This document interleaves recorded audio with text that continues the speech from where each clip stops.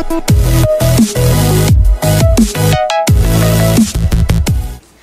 my name is Mia Lammers. And I'm not.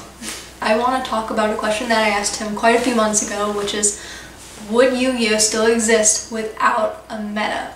And that doesn't necessarily mean would the game have completely died off like a few others, but would its quantity be just as big as it is today? A lot of people will probably instantly say no, but I want to go back to February when the ban list seemed more open than ever. So, while February was like only a few months ago, we actually did see a really big influx of players during this time when there was a lot of different decks topping. We saw record event numbers for many events, such as the Tulsa Regional, the Anaheim Regional, I believe the Seattle and Atlanta Regionals as well as record YCS attendance.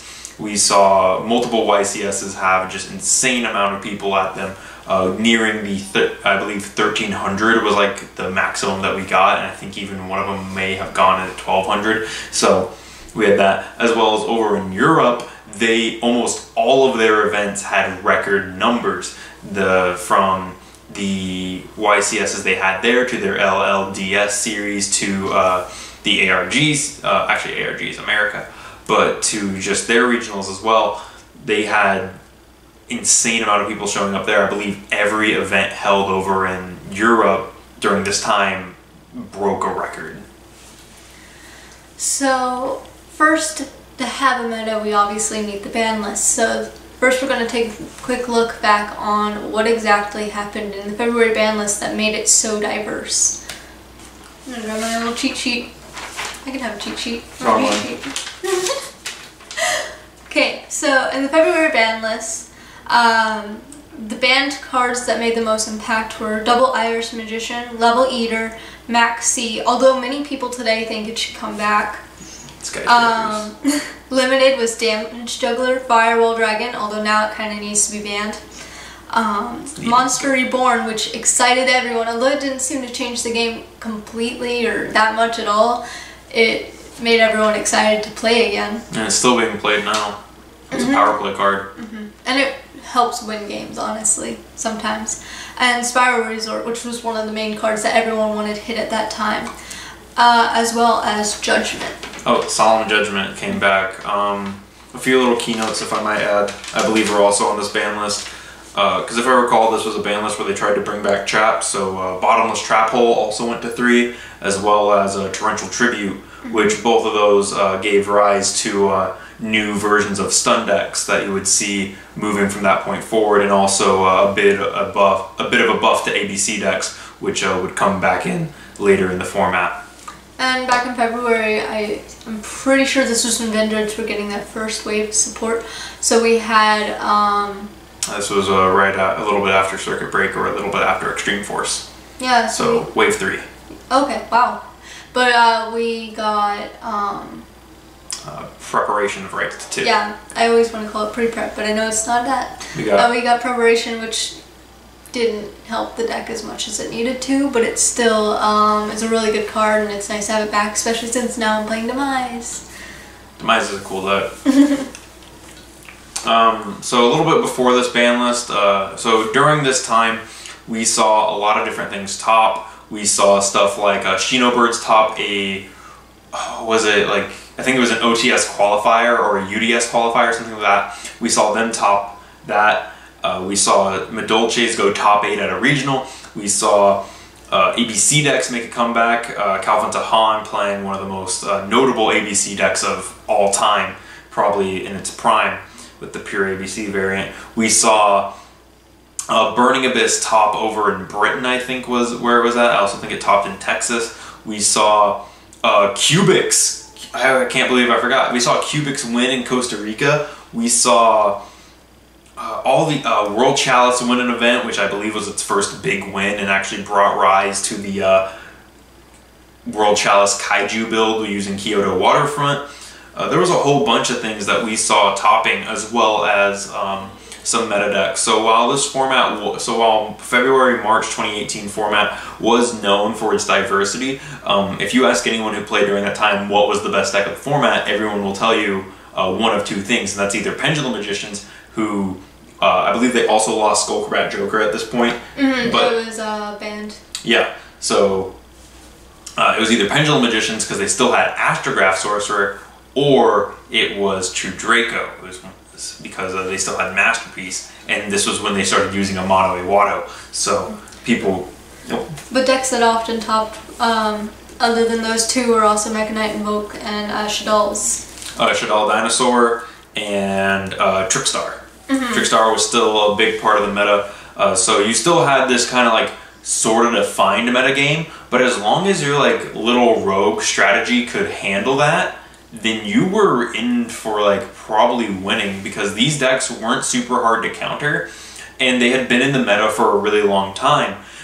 If you go back a few formats prior to the February March format, you could go back to I believe it was 2 formats ago, you would hit Zoo format, which True Draco was also a part of, and Zoo was a tier 0 format. A lot of players left the game because of it. Not to mention that Zoo format is when we got Link monsters, and Zoo was one of the first decks to actually utilize a Link monster just for itself, that being Mrs. Radiant. So the deck was still super prevalent when Links happened, until it got hit, and then shortly after that we went into a tier 0 Spiral format after a bit of a break.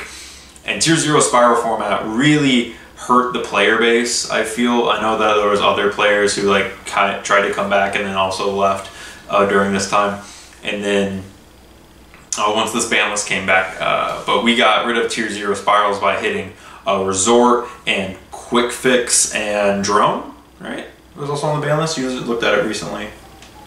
Oh, I looked at the February one. Okay, then it must have been Quick Fix and Drone must have been hit prior, and then it was Resort that killed the deck, because Resort, Drone and Quick Fix were also hit on the list either earlier or at the same time as Resort. But it wasn't until Resort went to 1 that we didn't stop seeing the that we stopped seeing the Spiral deck show up for a while, up until recently. Anyway, so bringing this back to would Yu-Gi-Oh! Still exist today? That being the most diverse meta we ever had, ruined the most players that Yu-Gi-Oh! Has seen probably ever. At least in the last 5 years. Yeah, but directly after that, February, March, what do you call that format? Yeah. Directly after that, a lot of players ended up leaving, including Nod, just because everyone was drained and they didn't want to go back to having a format that only had 1 or 2 decks topping the meta all the time. It gets very boring, it gets very slow, and so would Yu-Gi-Oh! Exist without a meta? Well, we've seen many other TCG card games completely fail because there was no ban list, which means there was no meta. Every card and every deck was almost the same, and therefore there was nothing pushing it forward. But at the same time, the meta sometimes keeps people away from wanting to play Yu-Gi-Oh! Because they feel trapped in the same boring routine for far too long.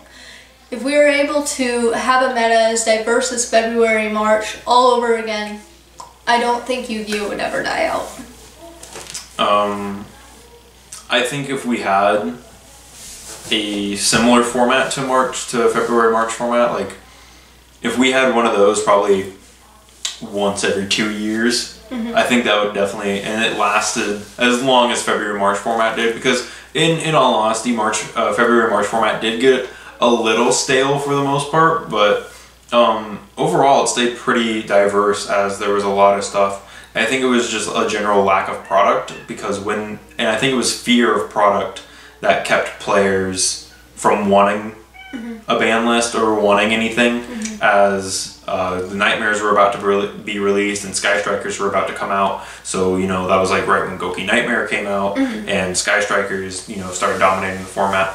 But I think if we had a similar format, you know, maybe next year, probably around this time, you know, like a little bit before December, this same time like this next year, I feel that that would be a definite nice little refreshment for the game. See, I think the real exciting part, at least for me, because I was only 7 months into the game at that point, was I looked back, like obviously as I said in this video, I looked at the tops in February, March, and I see decks on there that I'd never heard of and never seen in my life. And I think that's probably what drew in a lot of players, is because they were finally able to play these decks that they used to remember, or that they were able to actually win games with decks that they had loved but haven't been able to play in a while. And I think that really brings in like a lot of enthusiasm for the game. A lot of experimentation with decks. You saw this was the time when Shaddoll Dinosaur had just like this was at its high point, because I remember shortly after this that you kind of saw that deck variant die out. I mean, we mentioned some of the obvious ones, such as True Kings and True Draco and all of those, but some of the names that I'd never heard before are Brethren Magical Musketeers, Wind Witch Luna Kaiju. I'd never heard of those before. To think that somebody may have had that deck for a while, I don't know.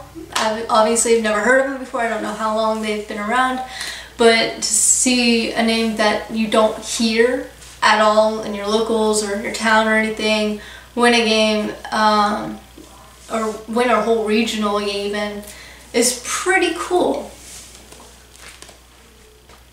Anyways, tell us if you agree if a more diverse format is what will keep Yu-Gi-Oh! Alive. Do you think it's just the meta at all? Do you think Yu-Gi-Oh! Would have died off if there was no such thing as a ban list or a meta? Just leave your thoughts in the comments down below. If you liked this video and his channel, please subscribe. Also, he has a Patreon, which is in the description down below. Please, please, please, please go help him out, because that will help get product not just for him, but for me. Anyways, thank you. Bye.